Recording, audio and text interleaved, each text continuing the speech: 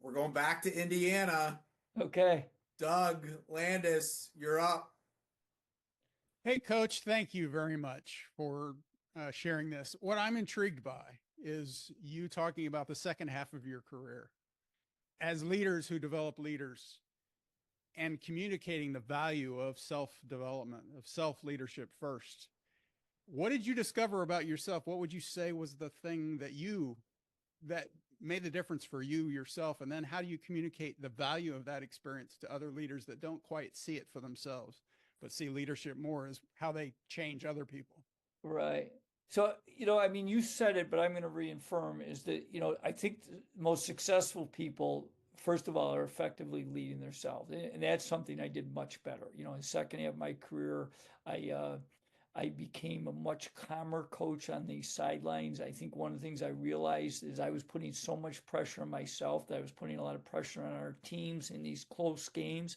And what I realized is that I had to be the rock through the storm. And that's something we forget as leaders because we always talk to our players that you are always on stage. Well, as the leader, you are always on stage. They're watching it, and how you handle adversity, how you handle when things don't go your way, is extremely important in leadership. The second piece of that is that I kid people, in the education world, the 3 R's is if you really want to be an effective leader, is relationships, relationships, relationships.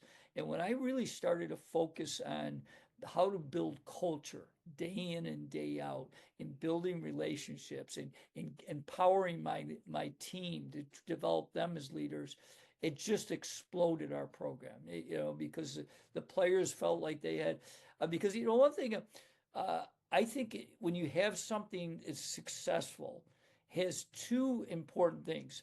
People want to be part of it because they feel good about what's going on, but they also know that it has very high standards and we're very demanding. Okay, like we practiced in the morning before school. I can tell you right now, there was no other high school students at our school at 6 o'clock in the morning, but it became like a badge of honor for them because we were doing something that most people weren't willing to do. And I think once you can get a culture like that where it's embraced because they feel welcome, but they also know it's not easy to be part of this. They have high success.